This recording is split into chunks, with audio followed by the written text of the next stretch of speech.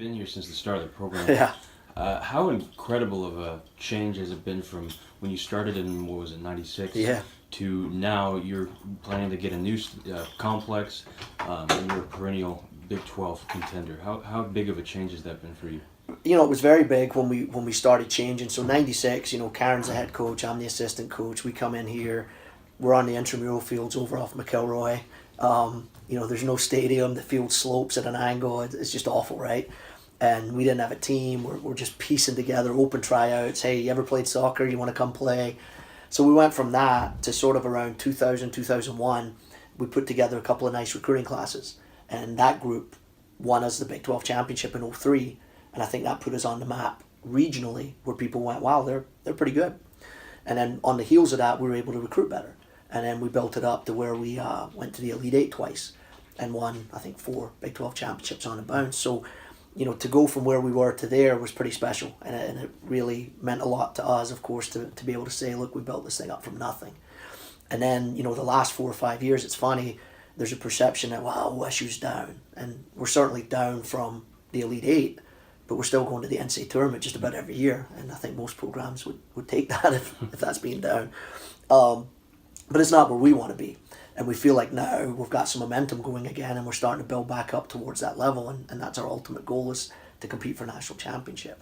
The new stadium is a game changer. You know, right now for next fall, it's going to be great for our kids that are here. It's going to be great for our fans. It's going to be great for the community. Eventually, it's going to help recruiting. And you would hope that would allow us, you know, we've got some great players, but maybe to get some players that we couldn't get in on previously that were going to Carolina, UCLA, Stanford, Notre Dame. Maybe some of them come to Stillwater because they want to play on the best facility. So, yeah, it's been really special for, speaking for Karen, you know, starting this thing off together and seeing it through to the level we're at now is pretty exciting. And obviously having Justin on board for the last, it's been like 9 or 10 years now, it's crazy. It has been amazing. It's been a great run, and you know, our goal now is to get back to that Elite Eight level and beyond if we can.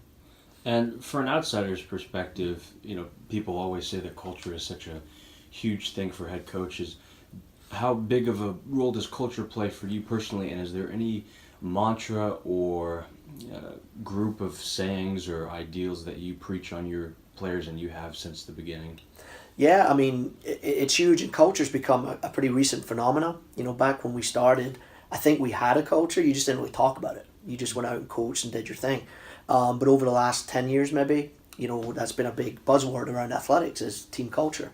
I'll be honest, the last, you know, going back 3, 4, 5 years, I'm not sure we had a great culture. I think we had a very me-oriented culture. And we as a staff and our kids have worked very hard to try to change that.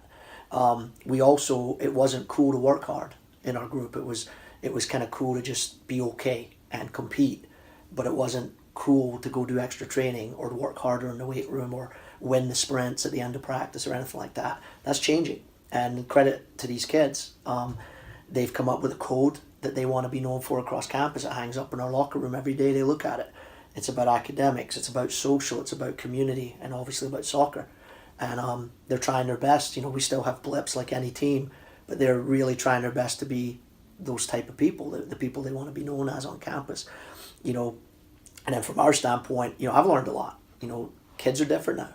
Back in the day, it was about winning, competing, go to class, come back and do it again.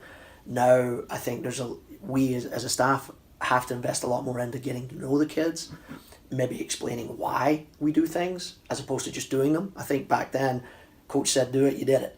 Now I think coach says do it, there's a conversation about why we're doing it, why this is beneficial for you. Oh, okay, and now we'll do it. So I've noticed that change a little bit, and that's something that we're adapting to. I think if you ask our kids like Anna and Michaela and Loren, who've been here 4 years, I think they'd say the culture they came into maybe wasn't the best, but the culture they're leaving behind is a lot better. And I think that's testament to those kids.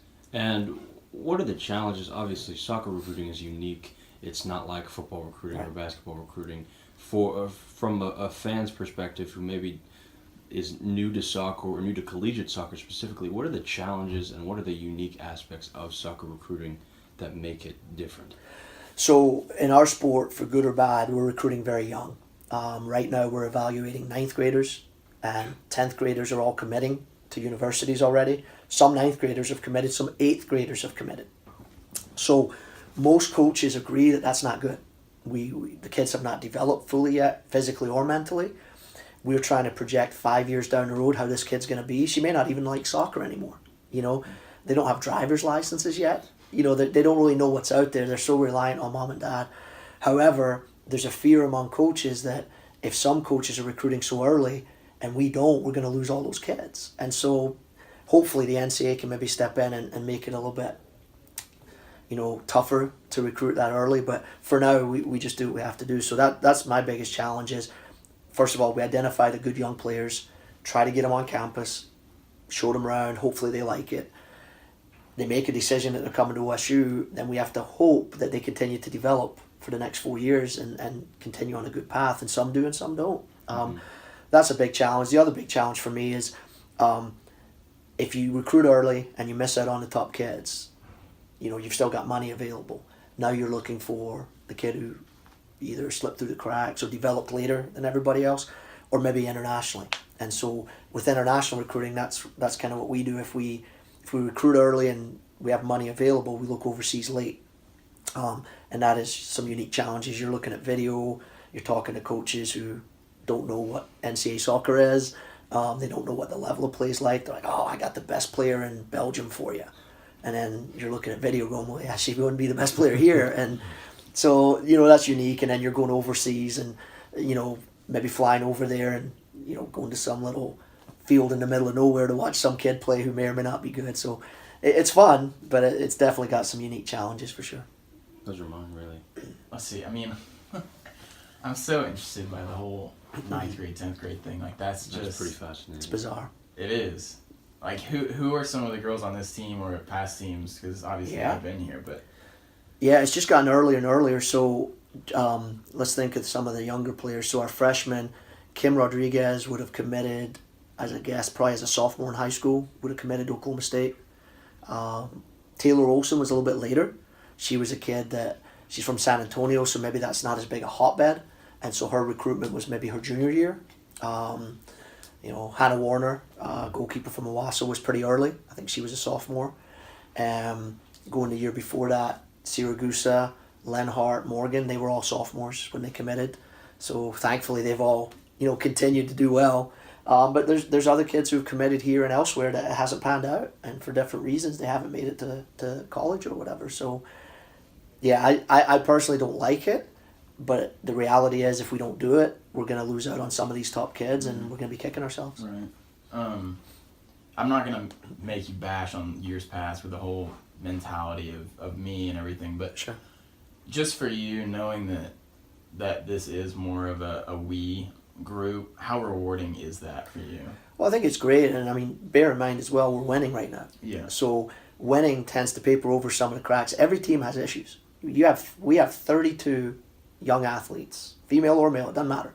32 athletes, 11 play at a time. That means I got 21 kids every week who don't start.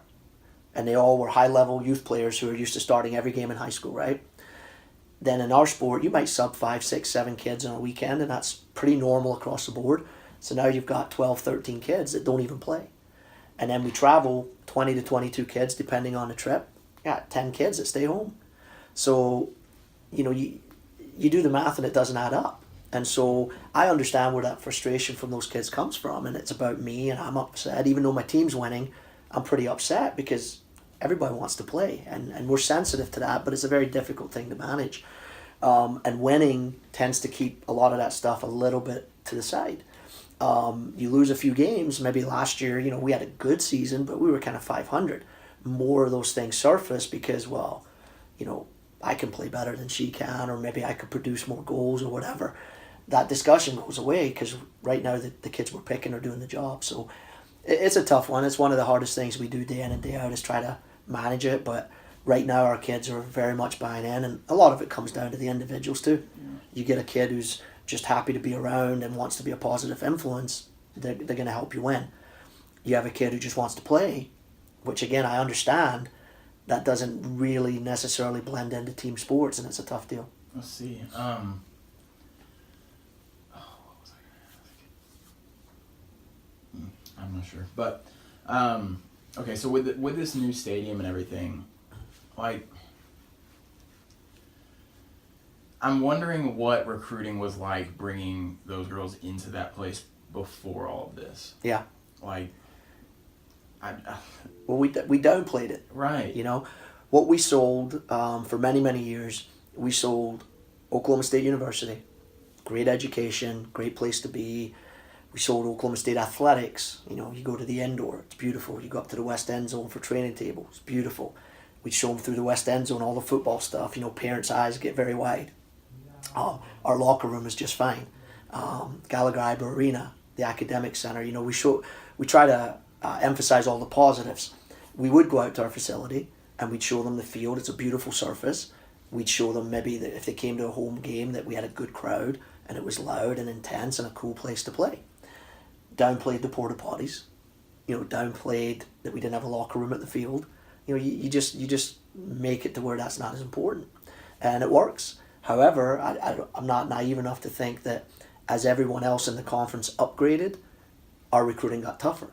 And maybe, you know, we weren't Elite Eight anymore, we were NCAA tournament. That maybe is a factor in why that happened. Maybe some of those recruits that were coming here were going to Baylor or TCU or Arkansas or Tulsa. I mean, places around here that have very nice facilities.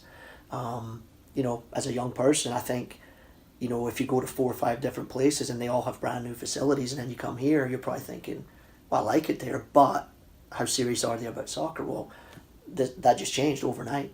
When this comes in, they're going to say, wow, they're very serious about women's athletics and about soccer, and that might be a place I really want to go. Right. Yeah. That must be pretty cool. Yeah, it's going to be awesome. Can't wait. Okay, so I remember what I was going to say. I was going to try and make a parallel then between playing time. So people in college football all the time talk about the importance of scheduling a tough schedule to make your team look more appealing on a resume. Right. Do you weigh that at all with playing time and saying, okay, I need to schedule a weaker opponent? For sure. Like, how do you manage that? You just have to get the balance right, and it's really difficult. So, like every sport, we recruit 2-3 years ahead for our non-conference games, right? So, number one, you don't know what the strength of your conference is going to be. So, some years the conference is awesome, very difficult. Some years it's down. So, then you've already scheduled your non-conference. So, what we try to do, if we have 10 non-conference games, we'll try to play 4 very difficult games. Cal, A&M, OU, Illinois. That was our 4. Okay?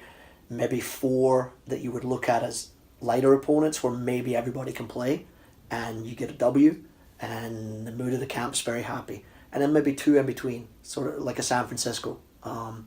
You know, those sort of good teams that maybe on a good year are very good, on a down year aren't so good. So you try to get the balance right, and you're also looking at RPI, because in our sport it's like basketball. At the end of the year, they look at your wins and losses, they look at who you beat, they look at your strength of schedule, and the computer spits out a number, and you hope to be in that top 40 so you can get into the NCAA tournament. So it's not an exact science. We try to do the best we can every year. Over the last 3 or 4 years, we probably overscheduled, because I think the Big 12 losing A&M, losing Colorado, losing Missouri, losing Nebraska, these were all very good soccer programs. I think we thought we better up our non-conference. Well, now, in the last couple of years, the Big 12's gotten back to where it was. West Virginia's amazing. TCU's very good now. You know, OU's gotten a lot better. Kansas are back up there. So now, the last 2 or 3 years, our schedule was too difficult, but it was built 3 years previous when we didn't really know what to expect. So now we're back to, I think, getting the balance right where we get enough wins and losses, but we also, you know, play enough tough games for our RPI, and it's hard to balance it. Yeah, it must be challenging because, like, the computer can't sense that human aspect of people wanting to play. Correct. You know? Yeah. The computer just gives you numbers. Yeah, they don't know. I mean, so if we go out and play, and this is the hard part, so good example, Creighton. You know, Creighton over the years have won 10, 11, 12, 13 games, and they've been very good mid-major. Well, this year they've started 0-5-1. Well, that hurts our RPI, but who knew? I had no idea they would be 0-5-1. The other thing we can't control is other teams' schedules. UTSA are actually a pretty decent team. They've played Texas, Baylor, OSU, and Colorado. So clearly they don't have a good record. Well, that hurts our RPI, but credit to them, they've gone out and played a really tough schedule. But we didn't know that, you know, when you put them on the schedule. So it's a really difficult thing, and it's so important. But like I said, you just do the best you can, and ultimately, if you win enough games, you'll probably be okay. Is there a fix? What do you mean? It sounds like it's a flawed system because you schedule so far out. yeah, you could wait and schedule later, but again, then if everybody else schedules early, you're scrambling for games. But I mean, from an NCAA's perspective. No, I mean, they have a committee like basketball, so there is a human element. So, you know, if you're a team that, say, wins 13, 14 games and your RPI is in the 70s because, unfortunately, a bunch of teams you played lost, there is a human element where they can look at it and go, well, yeah, but, you know, they've got 14 wins. They're really good. So there is that part of it. But, yeah, it's not exact. I mean, every year we look at teams, like last year, a lot of people probably looked at us and thought, how'd they get in? And then when you start breaking it down like the committee, you're like, yeah, I could see maybe why. But there's also 5 teams that you look at and go, well, they could have got in above us. And you could make that argument. So it's just like basketball. We just don't get as much publicity. But it's the same deal. They've got the last 4 in and the last 4 out. And there's arguments. And 16 teams get seeded. So there's arguments about, well, you know, this team's 20 in the RPI, but they should be seeded above number 15 because they beat them. And it's the same deal.